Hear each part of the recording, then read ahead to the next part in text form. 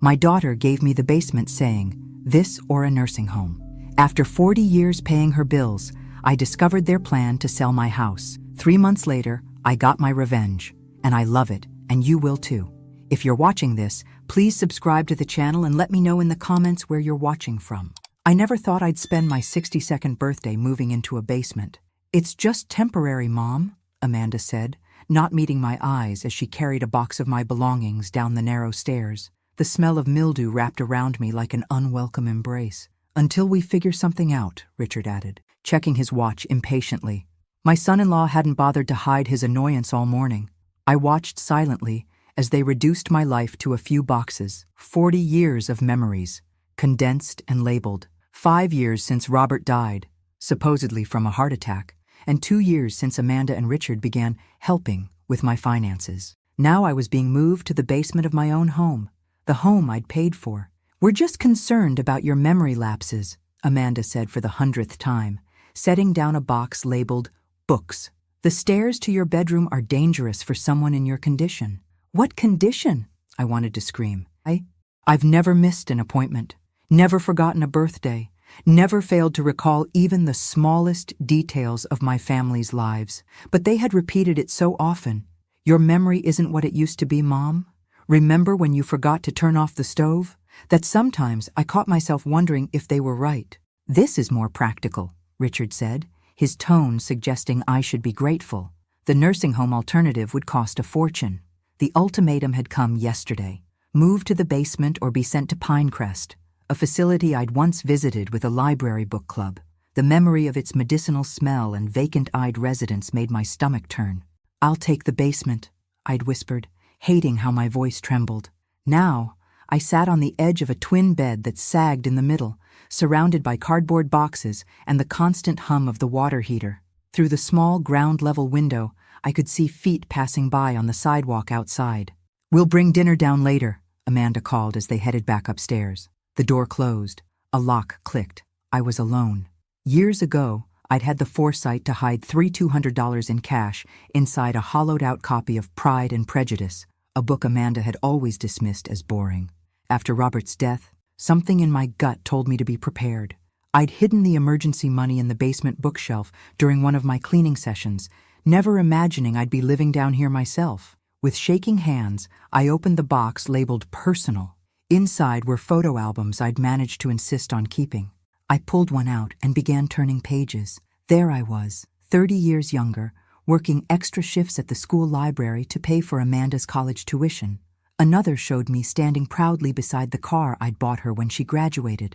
And there, the day we put a down payment on this house. "For our family's future," Robert had said, his arm around my shoulders. My fingers traced his face in the photograph. What would he think now, seeing me relegated to the basement, seeing his daughter using my monthly library pension of $2,800 while telling me there was barely enough for groceries? A sudden pain shot through my chest, not heartache, anger, pure molten anger. It rose up so suddenly I gasped. I'd never been an angry person. Patient Margaret, understanding Margaret, always putting others first. Where had that gotten me? I carefully replaced the album and walked to the tiny bathroom attached to my new apartment. In the mirror, a stranger looked back, gray, diminished, uncertain. When had I started hunching my shoulders? When had my voice become so soft? Upstairs, laughter erupted. My birthday hadn't been mentioned once. I straightened my shoulders and met my own eyes in the mirror. "Enough," I whispered, the word hanging in the damp basement air. Enough. The first months of basement life changed me profoundly. The silence became my companion. The darkness, my constant reminder of where I stood in the hierarchy of my own home. I heard Tyler and Jessica, my grandchildren, arguing above me as they prepared for the family Christmas dinner. "It's not right," Jessica's voice carried through the vents. At 16, she had her grandfather's sense of justice. "Grandma should be at the table with us. Mom says she gets confused around too many people," Amanda responded sharply. I closed my eyes, pressing my palm against the cold basement wall. Another lie in the elaborate tapestry they'd woven about my condition. A soft knock interrupted my thoughts. The door wasn't always locked. Amanda and Richard used the lock strategically, usually at night or when they had guests. They'd given Jessica and Tyler limited access to me, allowing them to bring meals or pick up laundry. "Grandma," Jessica whispered, slipping through the door. "I brought you a plate." Her eyes widened as she took in my surroundings, the dehumidifier running constantly, the buckets catching leaks from the ceiling, the small space heater barely warming the damp air. "It's fine, sweetheart," I said, taking the plate. Turkey, cranberry sauce, mashed potatoes, all slightly cold. "Thank you." "They're doing photos now," she said, her voice tight with anger. "Dad said you weren't feeling well enough to join." Another convenient excuse. I hadn't been invited to family gatherings since the move. My old friends from the library had stopped calling after Amanda told them about my early onset dementia. "Did they give you your Christmas present yet?" Jessica asked. I smiled, pointing to a pair of socks on my bed. Used, with the store tag still attached. Jessica's face flushed with shame. "I got you something," she whispered, pulling a small package from her pocket. Inside was a cheap prepaid cell phone. "Hide it. Call me if you need anything."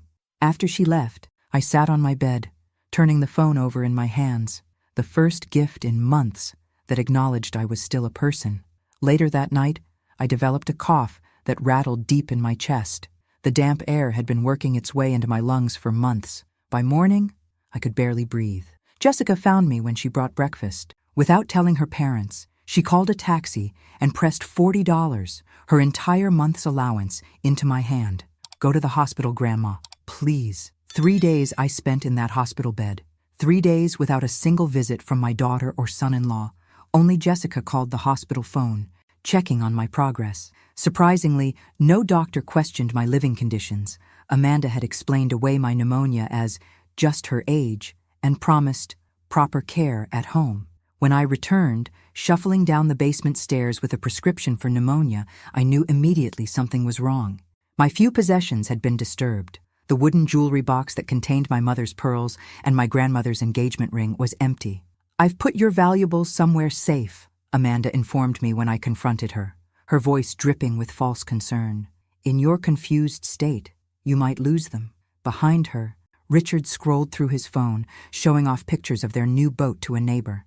"We were worried sick about you, Mom," Amanda continued, though her eyes never left her coffee cup. Wandering off to the hospital without telling anyone, I felt something crack inside me, a dam breaking. "Jessica called the taxi," I said, my voice stronger than it had been in months. "She gave me her allowance." Amanda's face darkened. "Jessica has an overactive imagination, like when she claims you're perfectly coherent. We've had to limit her visits to you." That night, alone in my basement prison, I pulled out Jessica's hidden phone and stared at it. I had no one to call. My world had shrunk to these damp walls and the sporadic kindness of my grandchildren. As if summoned by my thoughts, a soft tap came at my door. Tyler, my 14-year-old grandson, slipped in with a sandwich and a glass of milk. "Don't tell Mom," he whispered, his eyes darting nervously to the door. "Are you okay, Grandma? Really okay?" I looked at this child, suddenly realizing he might be my only ally besides Jessica. "No," I answered honestly, my voice barely audible. "But I think I might be someday." He nodded slowly, understanding more than a child his age should have to. "Maybe I can help," he said. "Look at this," Tyler whispered, pointing at the screen of his laptop. 2 weeks had passed since he'd offered his help. Now my grandson was showing me how to access old financial records I didn't even know existed. We sat huddled in my basement room while Amanda and Richard attended a boat show. "I found where they keep your mail," he explained. "They've been hiding your bank statements." My hands trembled as I stared at the digital record. My monthly pension of $2,800 continued to flow into an account I hadn't seen in 18 months, since Amanda had obtained power of attorney during my pneumonia hospitalization. This was different from the medical power of attorney she'd gotten 5 years ago when Robert was in his accident and I was hospitalized with stress. "See these withdrawals?" Tyler pointed to a series of transactions. "That's the boat payment. And this one? Their country club membership." My life savings, methodically drained. But something else caught my eye, a massive deposit from 5 years ago. "What's this $1.5 million?" I asked, my voice barely a whisper. Tyler typed rapidly, pulling up more documents. "Insurance payment," he said. "Grandpa's life insurance." I felt the blood drain from my face. Robert's policy was for $500,000. I'd never seen a penny of it. There's more, Tyler said, glancing nervously at the door. Jessica found something in Mom's office, a box they didn't know she saw. He pulled out a manila folder from his backpack. Inside were printouts of emails between Amanda and a real estate agent. They're planning to sell the house, Grandma. Your house. I scanned the correspondence with growing horror. They were claiming I had transferred ownership to them, that my condition had worsened. There were references to forged documents being prepared. The closing is in 2 months, Tyler said. And look at this. He pointed to another email thread. A brochure for a facility called Sunset Gardens was attached, with an admission date circled, coinciding perfectly with their planned European vacation. I found this when Dad asked me to print their itinerary, Tyler added, showing me a loan statement. $15,000 for their trip to Italy, taken out in your name. My chest tightened, not from fear this time, but from rage, a slow-burning fire that steeled my resolve instead of paralyzing me. There's something else you should see, Tyler said, his voice dropping even lower. He pulled up a series of emails from 5 years ago. As I read, the room seemed to tilt around me. Robert hadn't died of a heart attack. He'd been in a car accident, left in a coma. Amanda had made the decision to terminate life support, against medical advice suggesting possible recovery. She'd used the medical power of attorney she obtained when I was hospitalized for stress after his accident. Why? I gasped, gripping the edge of the desk. More emails provided the sickening answer. Robert's life insurance policy had a triple indemnity clause for natural death, $1.5 million instead of $500,000 for an accident. Money that had funded their lifestyle, their failed business ventures, their home renovations. They needed it to be a natural death, Tyler said, his young face grave beyond his years. I closed my eyes, feeling the weight of this betrayal crushing my chest. Not just financial abuse, my husband, my Robert, given no chance to fight, to recover. Grandma? Tyler looked worried. Are you okay? I opened my eyes, seeing not just the documents before me, but years of manipulation, the gradual isolation, the repeated suggestions of my mental decline, the careful construction of a narrative where I was incompetent, burdensome. No, I said quietly. I'm not okay, but I will be. I reached for Jessica's hidden phone. Tyler, is there anyone you think might help us? Anyone your parents wouldn't suspect? He thought for a moment. My computer teacher, Mr. Davidson. He's retired now, but he was friends with you and Grandpa, right? Before Mom told everyone you were sick? Walter Davidson. Of course, my old friend from community college days, who'd become the school's computer teacher after retiring as an accountant. Amanda had dismissed him as one of Mom's boring friends years ago. Can you get me his number without anyone knowing? Tyler nodded, determination replacing fear on his young face. We need to be careful, I warned. Your mother can't know what we're doing. It could be dangerous. For who? Tyler asked. I met his eyes steadily. For all of us, but mostly for them. The kitchen smelled of Sunday pot roast as I wiped down the countertops. This was my designated chore, cleaning up after meals I wasn't invited to join. The small privileges of leaving my basement quarters were carefully controlled by Amanda and Richard. I heard voices from the dining room, Amanda and Jessica in a heated discussion. Can't just ship her off to some facility. Jessica's voice was strained. Lower your voice, Amanda hissed. Grandma has reached a point where she can't make decisions for herself anymore. Sometimes we have to make difficult choices to protect the elderly. I froze, sponge in hand, listening intently. But she seems fine whenever I talk to her, Jessica insisted. That's called showboating. Amanda sighed dramatically. It's common with dementia patients.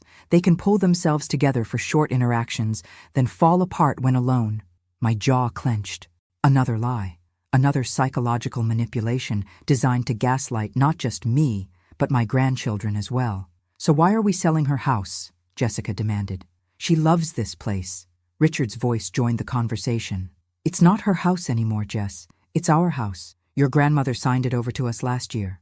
A blatant lie. I had signed no such document.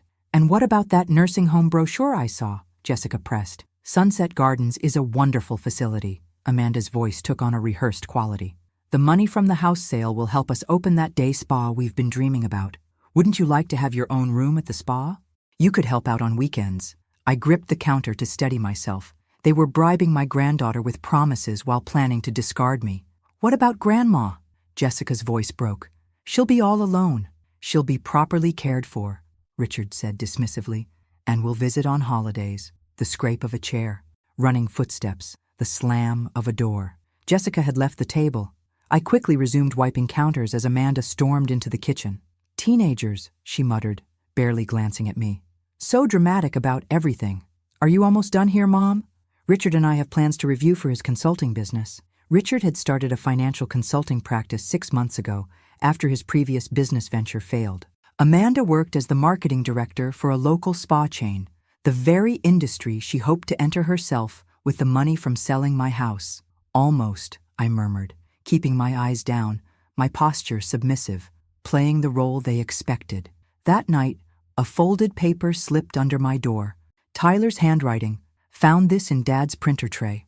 It was a confirmation printout from Sunset Gardens, a bare-bones elder care facility with countless violations according to the fine print at the bottom. My admission date was scheduled for July 12th, the day after Amanda and Richard's European trip began. Attached was a loan statement showing $15,000 borrowed in my name for medical expenses, my name forged on the dotted line. I sat on my bed, staring at these papers that represented the final phase of my children's betrayal. Tomorrow, Walter Davidson was coming to visit, while Amanda and Richard were at work, the first outside contact I'd had in months. Tyler had arranged it, using the excuse of computer tutoring. I reached for the phone Jessica had given me and dialed the number Tyler had provided. "Walter, it's Margaret Sullivan," I whispered when he answered. "Yes, Robert's wife. I need your help. It's about Amanda and Richard, and what they did to Robert." A pause. "What do you mean, what they did to Robert? I thought he had a heart attack." "So did I replied, my voice steadying with each word. "Until yesterday." After I hung up, I sat in the darkness of my basement room, listening to the house creak above me. For the first time in years, I didn't feel helpless. I felt something far more dangerous. I felt purposeful. A soft knock at my door. Jessica slipped in, sliding the simple latch that Amanda and Richard used to control my movements. Locked at night and when they had visitors, but accessible to the children for delivering meals and necessities. "I heard what they said at dinner," she whispered. "About sending you away, about the spa. I'm so sorry, Grandma." I took her hands in mine. "Don't be sorry. Be ready." "For what?" she asked. I looked into her eyes, Robert's eyes, and felt a surge of resolve. For them to finally face what they've done.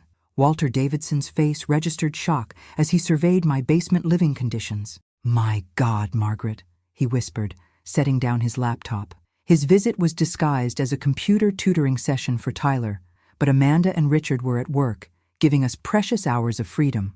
"It's been like this for months," I said, keeping my voice steady. "But that's not the worst of it." Tyler connected Walter's laptop to the home network, while Jessica kept watch upstairs. Together, we showed Walter everything. The financial records, the emails about the house sale, the plans for Sunset Gardens. When we reached the emails about Robert's death, Walter's face went white. "This is criminal," he said, his accountant's mind already calculating the extent of the fraud. "Multiple kinds of criminal. Can you help us track where the money went?" I asked. Walter nodded grimly. "I still have some contacts, but Margaret, you need legal help, not just financial tracking." "I know," I replied, "but I need evidence first." For the next hour, Walter used his expertise to follow the money trail. The life insurance payment, the drained accounts, the loans taken in my name.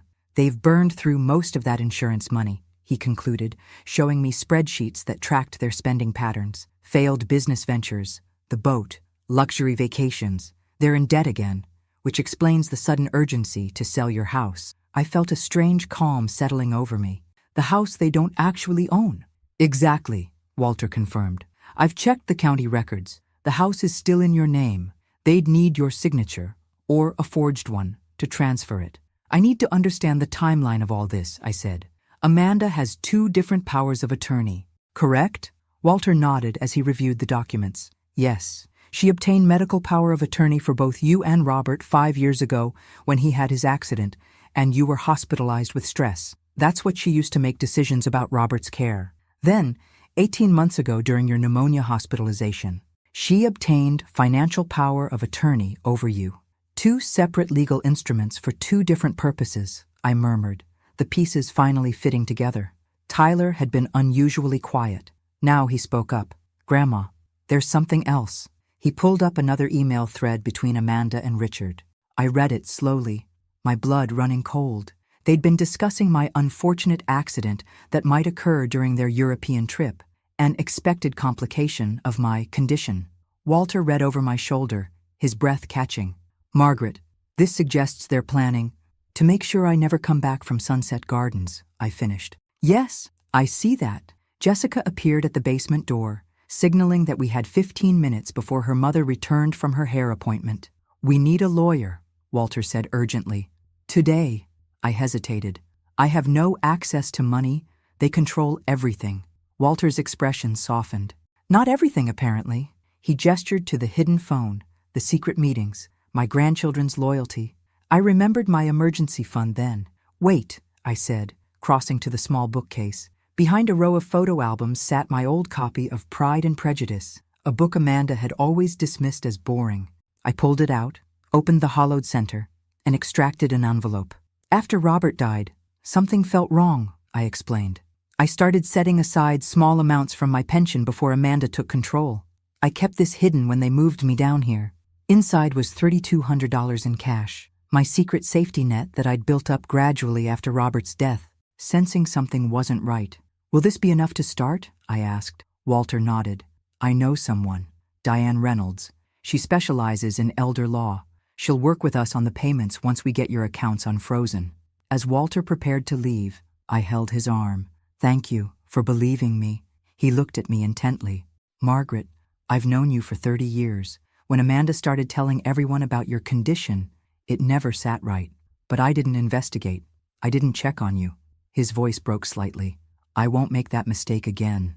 After he left, I sat with Tyler and Jessica, planning our next steps. We needed to move carefully, document everything, build an irrefutable case. "They'll be suspicious if we change our behavior," I warned my grandchildren. "We need to act normal." "I hate pretending they're not monsters," Jessica said fiercely. I took her hand. "Not monsters, just desperate, selfish people who've lost their way, and who won't see consequences coming until it's too late." Tyler looked troubled. "What if they find out what we're doing? They could send you away sooner." I thought about the emails suggesting something more permanent than Sunset Gardens, about Robert, whose chance at recovery had been sacrificed for money. "Then we make sure they don't find out," I said firmly. "And we work quickly." Later that night, alone in my basement room, I found myself staring at old photographs. My hand traced Robert's face in our wedding picture. "I'll make this right," I whispered to his image. "For both of us. You need to sit up straighter." "Mrs. Sullivan," Diane Reynolds instructed, adjusting my posture. "Speak clearly. Make eye contact. The judge needs to see you're competent." 3 weeks had passed since Walter introduced me to Diane, a sharp-eyed attorney specializing in elder abuse cases. We were in her office, preparing for the emergency hearing to freeze my accounts and revoke Amanda's power of attorney. "They've spent 2 years convincing everyone I'm in mental decline," I reminded her, falling back into my habitual hunched posture. "It's become instinctive to appear as they expect. And that's exactly what we're fighting," Diane replied firmly. "Show me the real Margaret Sullivan." I straightened my spine, raised my chin, and met her gaze directly. "The one who raised an ungrateful daughter and put her through college. The one who survived being gaslit and isolated. The one who's done letting people take advantage of her kindness." Diane smiled. "Perfect. Hold on to that energy." Walter entered with a thick folder.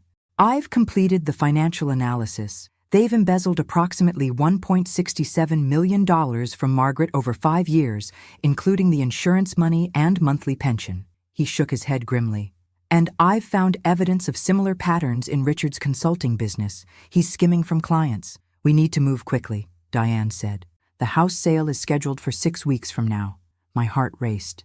6 weeks to undo years of manipulation and theft. "What about Robert's medical records?" I asked. "The email suggests the doctors thought he might recover." Diane's expression tightened. "I'm working on that. Amanda used medical power of attorney to make those decisions. Proving malicious intent is difficult, but not impossible," Walter added, squeezing my hand reassuringly. That evening, Amanda seemed agitated as she dropped off my dinner tray. "We'll need you to sign some papers next week," she said casually. Just routine updates to your care directives. I kept my eyes down, playing the role. What kind of updates? Nothing important, she waved dismissively. Just transfer of property agreements that should have been done earlier, given your condition. My pulse quickened, but I maintained my facade of docility. Of course, dear. After she left, I immediately texted Jessica using our secure messaging app. Within minutes, Tyler slipped downstairs with Richard's laptop. Dad left it unlocked, he whispered. I've got 15 minutes before they notice I'm gone. I quickly searched through recent emails, finding what we feared: communications with a document forger about creating backdated property transfer papers. Tyler took photographs of the emails with Jessica's phone, then hurried back upstairs with the laptop. Later that night, Walter called with news. Diane's gotten the emergency hearing scheduled for next Tuesday. The judge will decide whether to freeze all transactions and assets until a full investigation. I felt a mixture of hope and terror. Tuesday was 5 days away. 5 days where Amanda and Richard might realize something was wrong. What if they try to get me to sign those forgeries before then? I asked. Stall, Walter advised. Say you're not feeling well. Ask to read them carefully first. Anything to delay. The next morning, I made a calculated decision to appear more frail than usual at breakfast. When Amanda commented that I looked awful, I murmured something about not sleeping well and feeling dizzy. Maybe we should postpone our meeting with the lawyer until you're stronger, Richard suggested, exchanging a meaningful glance with Amanda. I nodded weakly, inwardly triumphant. One hurdle cleared. That afternoon, while pretending to nap, I heard Amanda on the phone with the real estate agent. The buyers are getting impatient. Yes, we're aware of the timeline. No, there won't be any problems with the documents. My mother's condition makes things complicated, but we're handling it. That evening, Jessica brought down clean laundry and whispered, Mom's called a doctor to come check on you tomorrow. I think they're documenting your decline for the paperwork. I nodded, unsurprised. Then let's give them what they expect. When the doctor arrived the next day, I played my role perfectly, slightly confused, deferring to Amanda, appearing disoriented about dates, all while catching the doctor's subtly leading questions designed to confirm Amanda's narrative. After he left, I heard Amanda on the phone again. Yes, Dr. Matthews' assessment should provide the backup we need. No, she won't be a problem. The European tickets are confirmed for July 12th. As darkness fell, I sat in my basement room, rehearsing Tuesday's testimony with Walter over the phone. For the first time in years, I let myself fully embrace the anger burning inside me. You sound different, Walter remarked. I am different, I replied, my voice stronger than it had been in months. They took my husband, my home, my dignity. They won't take my future too. Later, alone in the darkness, I caught my reflection in the small bathroom mirror. The hunched shoulders were gone, the averted gaze replaced by a direct stare, the timid expression transformed into something harder, more resolved. The woman they'd created, fearful, dependent, confused, was disappearing. In her place stood the woman I'd forgotten I could be. Ready? Diane asked as we sat in the courthouse hallway, waiting for our emergency hearing. I smoothed down the jacket Walter had brought me, my first proper outfit in months. Not the shapeless cardigans and sweatpants Amanda had decided were appropriate for my new life. More than ready, I replied, feeling the weight of the evidence folder in my lap. The door opened, and Amanda stepped out with her attorney, stopping short when she saw me.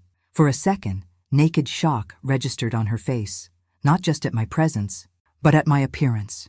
The carefully styled hair, the professional clothing, the straight posture, and clear eyes. Mom? She gasped. What are you doing here? Before I could answer, the bailiff called our case number.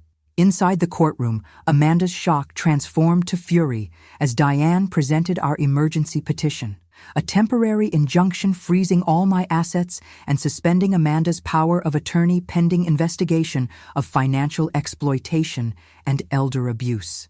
This is ridiculous, Amanda hissed to her lawyer. She can't even manage her daily medications.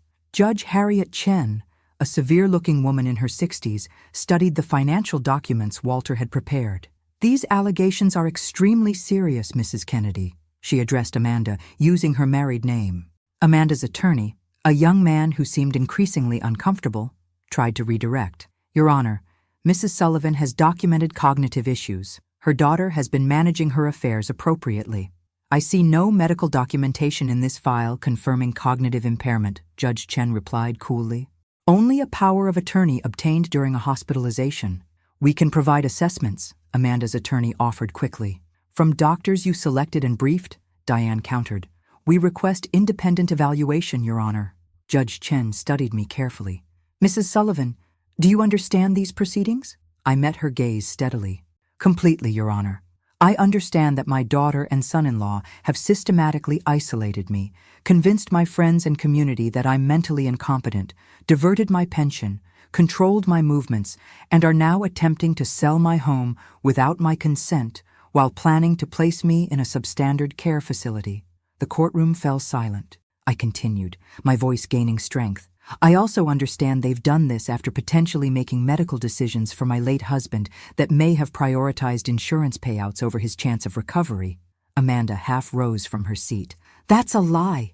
You're confused, Mom. You don't know what you're saying. Order, Judge Chen snapped, then turned back to me. Mrs. Sullivan, these are grave accusations. Do you have evidence beyond the financial records? Yes, Your Honor, Diane replied, presenting copies of the emails Tyler had discovered about Robert's treatment, the house sale, and the arrangements for me at Sunset Gardens. As the judge reviewed them, Amanda's face drained of color. Her attorney whispered urgently in her ear. After what seemed like an eternity, Judge Chen looked up. I'm granting the emergency petition. All assets are frozen pending full investigation. Power of attorney is temporarily revoked. She leveled a stern gaze at Amanda. And I'm issuing a protective order. Mrs. Sullivan is not to be removed from her residence, and Mrs. Kennedy is to have no financial dealings concerning her mother's property. Where is she supposed to live then? Amanda snapped. She needs supervision. In her home, the judge replied firmly. The home that remains legally in her name. If supervision is medically necessary, it will be arranged through adult protective services, not family members with clear conflicts of interest. Outside the courtroom, Amanda confronted me, her voice low and venomous. What have you done? After everything we've done for you? I met her gaze, no longer cowering. Everything you've done to me, you mean. You'll regret this, she hissed. Richard and I were protecting you from yourself. No more lies, Amanda, I replied quietly. It's over. That evening, Walter helped me move out of the basement and back into my proper bedroom. Amanda and Richard, furious but powerless under the court order, retreated to their part of the house. As I unpacked my few belongings, Jessica slipped in with a small box. I found these in Mom's jewelry drawer, she whispered, opening it to reveal my grandmother's engagement ring and my mother's pearls. I thought you should have them back. I hugged her tightly, overcome with gratitude for this brave young woman who'd refused to accept the narrative her parents had constructed. Later, I stood alone in my bedroom, my real bedroom, looking out at the garden Robert and I had planted together. The rose bushes needed pruning. The bird feeders hung empty. Like me, they'd been neglected, but not beyond recovery. Tyler appeared in the doorway. Grandma, is it true you're staying? Yes, I assured him. I'm not going anywhere. What happens now? He asked, his young face troubled. I sat on the edge of the bed, patting the space beside me. Now we gather the rest of the evidence. For the full hearing, will Mom and Dad go to jail? His voice was small. I looked at this child, caught between loyalty to his parents and his innate sense of right and wrong. I don't know, I answered honestly. That depends on what we find, and on them. I did the right thing, didn't I? Helping you? I wrapped my arm around his shoulders. You did the right thing by standing up for the truth. That's always right, even when it's painful. As moonlight filtered through the curtains, I made a silent promise. Not just to myself or to Robert's memory, but to these children who deserved better than the example their parents had set. This wasn't just about justice anymore. It was about legacy. They're up to something, Jessica whispered, slipping into my bedroom. It had been 2 weeks since the emergency hearing, and the atmosphere in the house had shifted from open hostility to something more calculated. What kind of something? I asked, looking up from the financial documents Walter and I had been reviewing. They're being nice, Jessica explained, her forehead creased with suspicion. Dad offered to help Tyler with his science project. Mom made your favorite scones for breakfast. I nodded, unsurprised. They've realized intimidation isn't working. Now they're trying manipulation. The full hearing was scheduled for next month. Diane was building a comprehensive case, and Adult Protective Services had conducted their initial assessment, finding clear evidence of emotional abuse and financial exploitation. "Do they think we'll just forget everything?" Jessica asked incredulously. "They think I might withdraw the case if they convince me they've changed," I explained, "or at least agree to a private settlement that keeps them out of criminal court." A soft knock at the door. Tyler entered, looking troubled. "Dad wants to talk to you," he said. "He's waiting in the living room." I exchanged glances with Jessica. "Both of you stay upstairs," I instructed. "I'll handle this." Richard was standing by the fireplace, examining the family photos on the mantel, photos that had been restored to their proper places after being hidden away during my basement exile. "Margaret," he greeted me with forced warmth. "You're looking well." "What do you want, Richard?" I asked, remaining standing despite his gesture toward the sofa. His smile faltered slightly. "I was hoping we could talk, clear the air." "About what specifically? The forged loan documents? The life insurance money? The plans to sell my house? Or perhaps about Robert's medical care?" Richard's expression hardened momentarily before he recovered his composure. "Look, things got out of hand. We made mistakes. But we're family. Family doesn't exploit family," I replied evenly. He sighed dramatically. "Amanda's devastated by all this. She only wanted what was best for everyone." "Including planning my accident during your European vacation?" Richard blanched. "That was a misunderstanding. Poor choice of words in those emails." "I think the judge will disagree," I said coldly. He changed tactics. "Margaret, court cases are expensive, messy. Do you really want to put the kids through that? Have them testify against their own parents? A low blow, trying to use my love for my grandchildren as leverage." "The children have already seen enough," I replied. "They've watched their parents lie, steal, and abuse their grandmother. What lessons do you think that's teaching them?" Richard's pleasant facade cracked. "Those kids wouldn't have anything if not for us. The private schools, the vacations, the opportunities, all provided with that money." "My money," I corrected. "Robert's life insurance, our home." "You weren't using it," he snapped, then immediately regretted his outburst. I stared at him, finally seeing the full extent of his entitlement. "So that justified taking it? Is that your defense, Richard? She wasn't using her money, so we took it?" He ran a hand through his hair in frustration. "What do you want? To see Amanda in prison? Your own daughter?" "I want justice," I replied simply. "For Robert, for myself. We can make a deal," he offered, lowering his voice. "We'll pay everything back, sign the house over to you officially, give you full independence." I almost laughed. "You can't pay back what you don't have. Walter's analysis shows you've burned through most of that money, and the house is already mine." "It always was." Richard's desperation became palpable. "Think about it, Margaret. Family reputation, the scandal. Is that what Robert would have wanted?"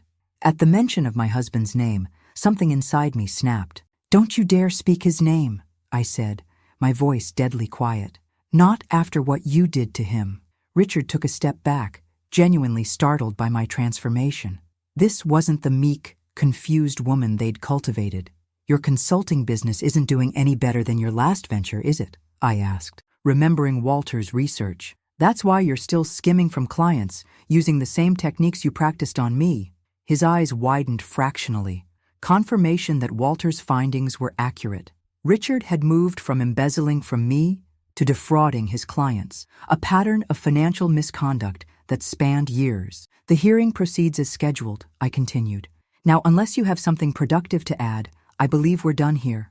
As if on cue, the doorbell rang. Richard froze, his eyes darting to the entrance. "That would be Susan Barnes from the Chronicle," I informed him with a small smile. "We're doing an interview about elder financial abuse. Would you like to contribute your perspective?" Richard's face contorted with rage. "You vindictive old—" "Careful," I interrupted. "Jessica is at the top of the stairs. Tyler is probably recording this conversation. Choose your next words wisely." He stormed out the back door as I went to greet Susan, a former colleague from the library who'd been shocked to learn the truth about my situation. Later, as Susan and I finished our interview in the garden, she asked a final question. "After everything they've done, could you ever forgive them?" I looked at the rose bushes Robert and I had planted, now beginning to bloom again under my care. "Forgiveness requires remorse," I replied carefully. "I haven't seen that yet, but I have seen something else." "What's that?" Susan asked. My own strength, I answered. And sometimes finding that is more important than forgiveness. The house hummed with tense energy. 1 week until the hearing, and Amanda and Richard had shifted strategies again, this time attempting to intimidate witnesses. Walter says they showed up at his house last night, Jessica reported, slipping into my room with her phone. They tried to convince him he was remembering things wrong about their financial requests over the years. I shook my head, unsurprised but disappointed. Did it work? Jessica grinned. He recorded the entire conversation. Diane says it's more evidence of witness tampering. A small victory, but concerning nonetheless. Amanda and Richard were growing desperate as the hearing approached. The protective order prevented them from directly threatening me, but they were finding other targets. They called my computer teacher too, Tyler added, entering with a sandwich he'd made for me. Trying to discredit your mental state, but Ms. Garcia shut them down. She said you were always the most organized library volunteer they had. I smiled gratefully at my grandchildren, these unexpected allies who'd grown so much through this ordeal.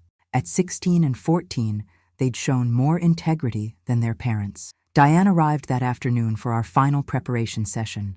Her expression was grim as she set her briefcase on the dining room table. The opposition has filed a last-minute psychiatric evaluation claiming you show signs of paranoid ideation, she informed me. They're requesting the case be dismissed. Let me guess, I replied. Dr. Matthews? The same doctor who visited right before the emergency hearing? Diane nodded. Fortunately, our independent evaluation from Dr. Patel directly contradicts his findings, but it shows they're pulling out all stops.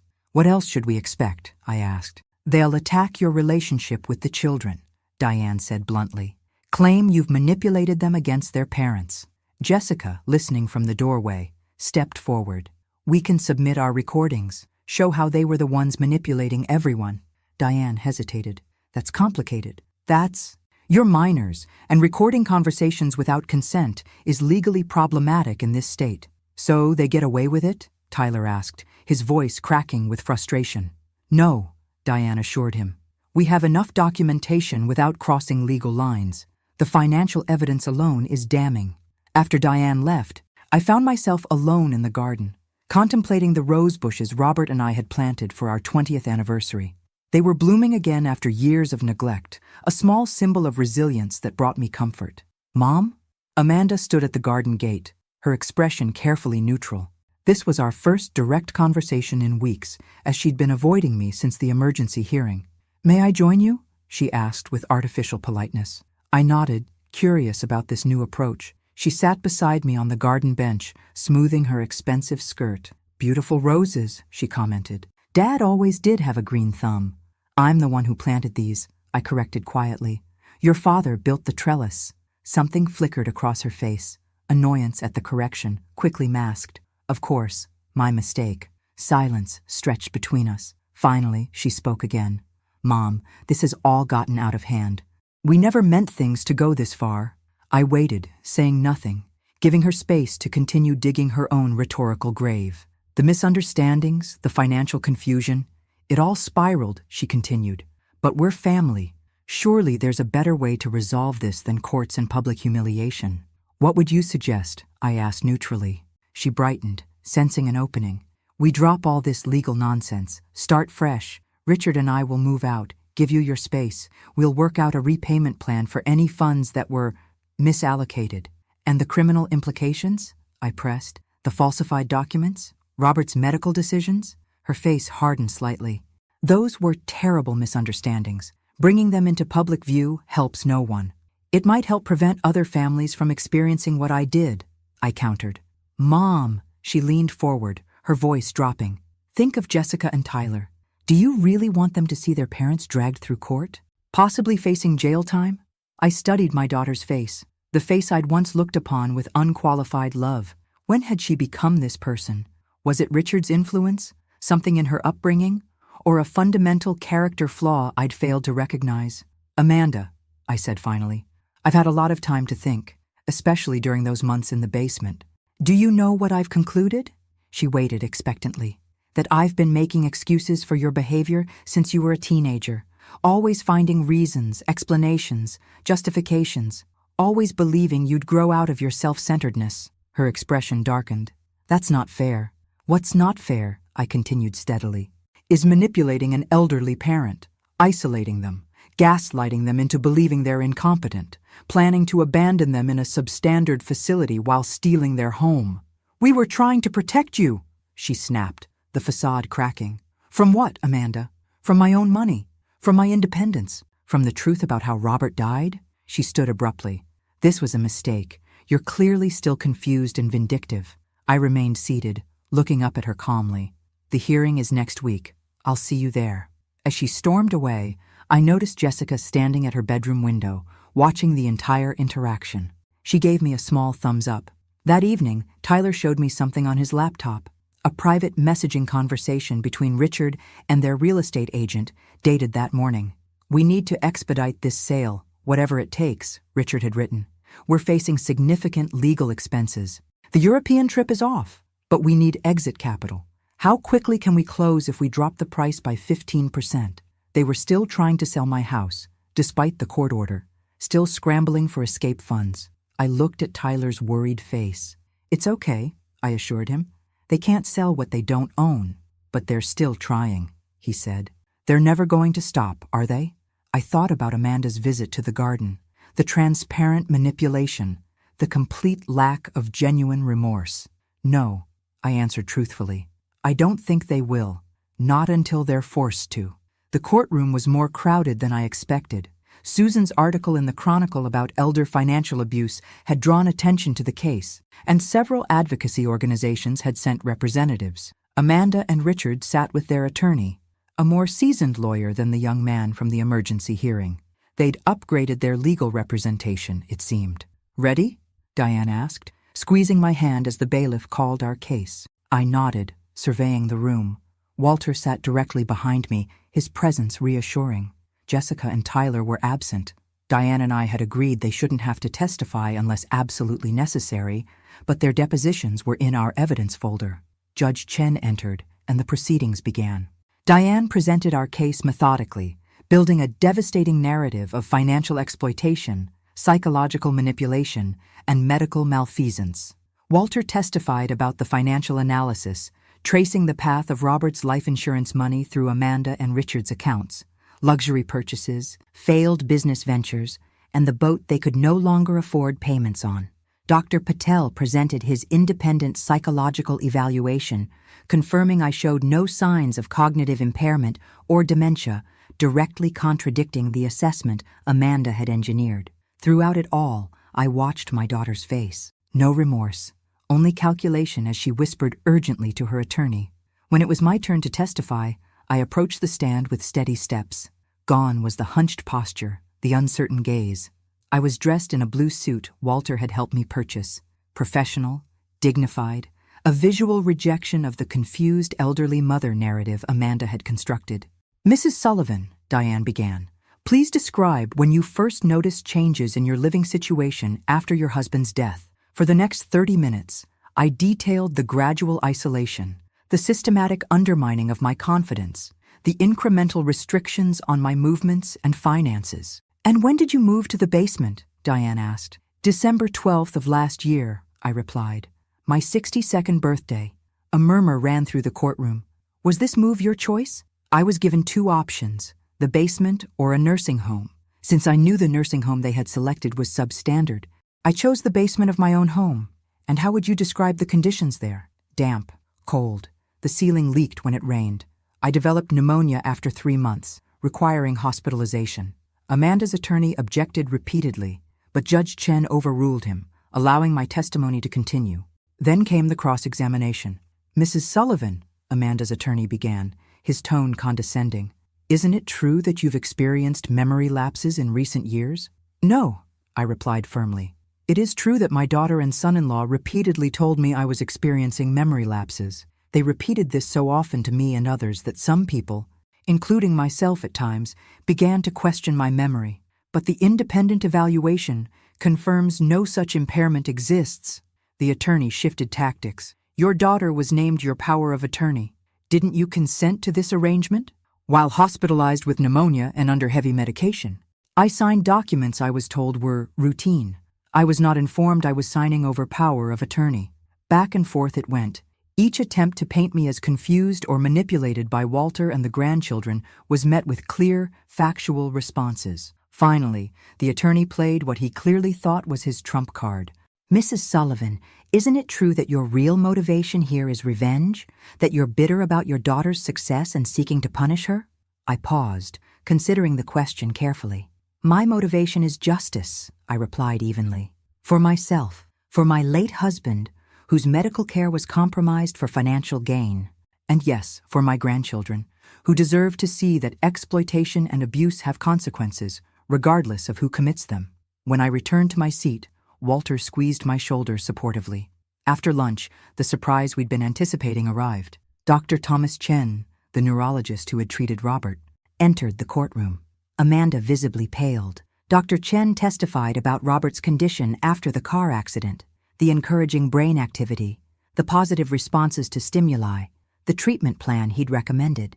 "In my professional opinion," he stated clearly, "Mr. Sullivan showed promising signs for potential recovery." I was surprised when life support was withdrawn against my recommendation. Amanda's attorney tried to salvage the situation, but Mrs. Kennedy had medical power of attorney. She was within her rights to make that decision.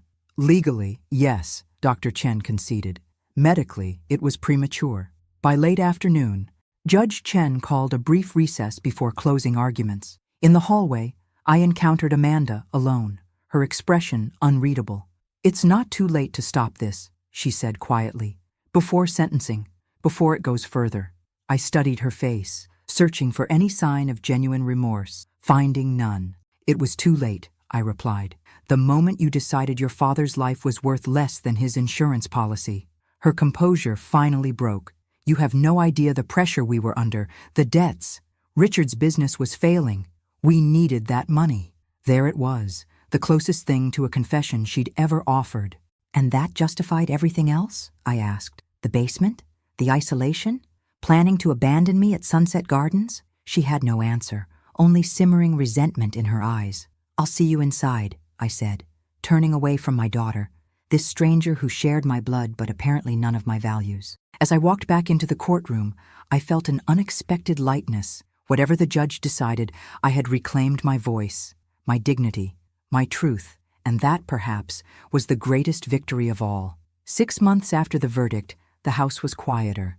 The legal process had moved more slowly than we'd hoped, but with eventual results. Amanda and Richard had moved out, a condition of their probation and the civil settlement. In a plea bargain that considered the complex legal issues, they'd avoided jail time by agreeing to full financial restitution, 500 hours of community service, and mandatory counseling.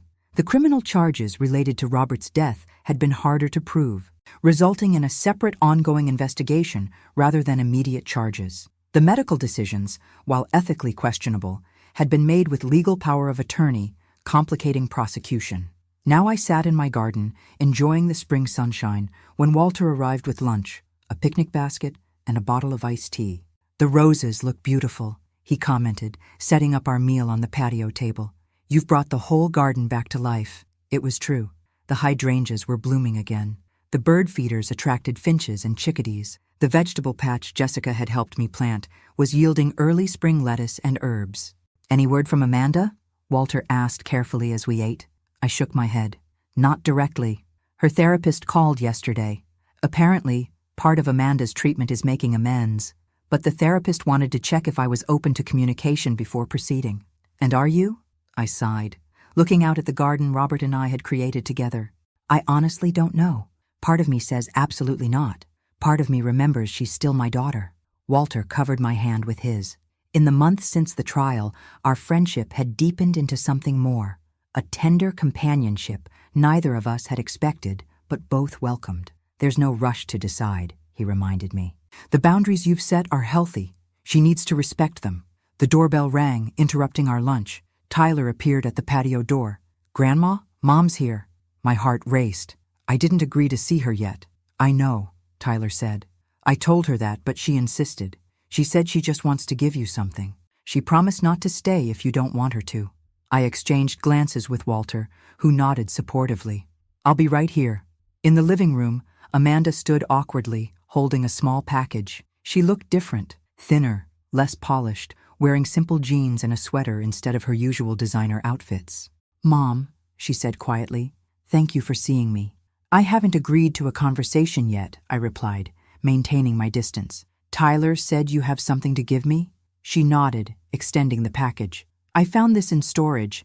I thought you should have it back." I unwrapped the package slowly. Inside was Robert's watch, the vintage Omega his father had given him, missing since his death. "I took it," Amanda admitted, her voice barely audible. "After the funeral.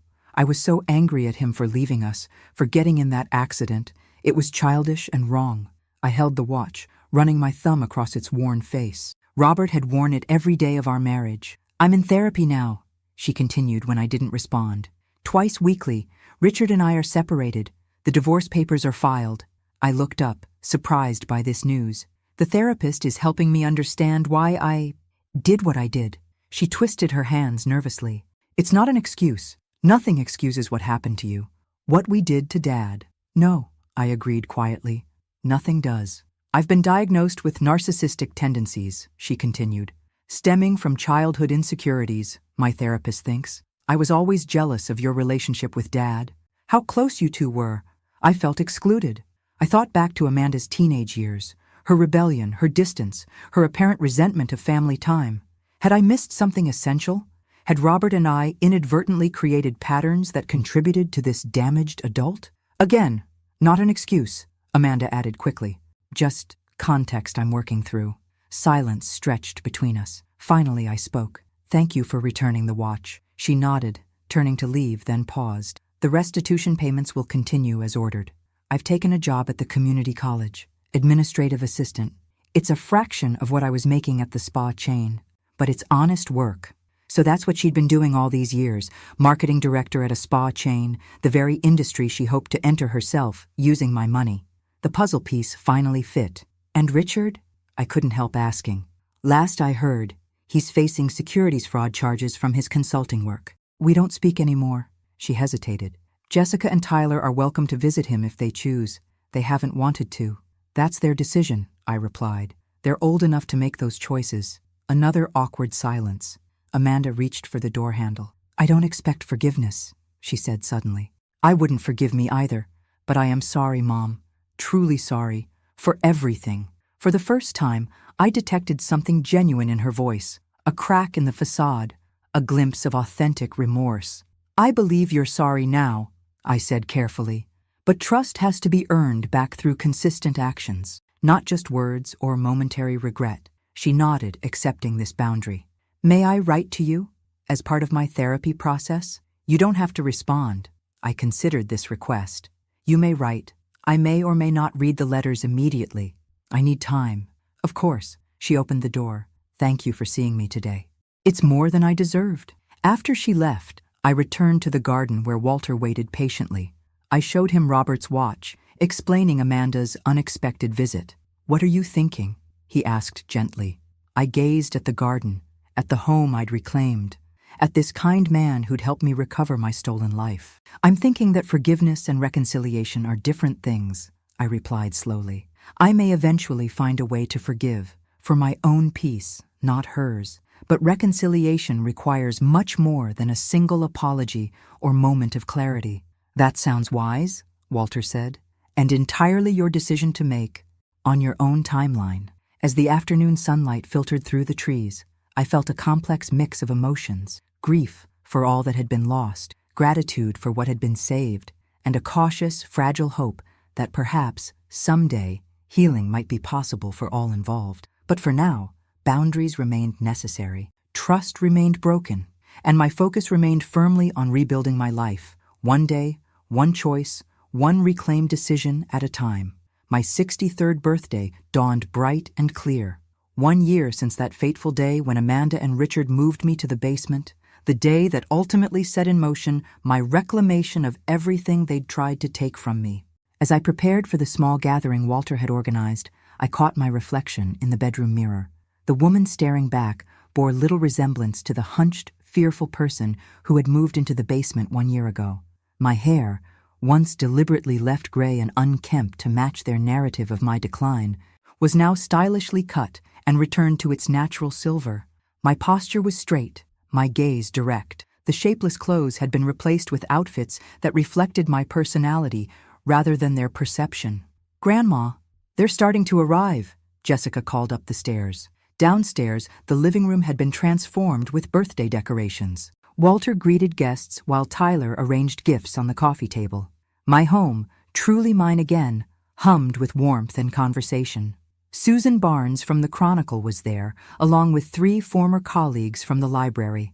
Diane Reynolds arrived with her wife, carrying a potted orchid.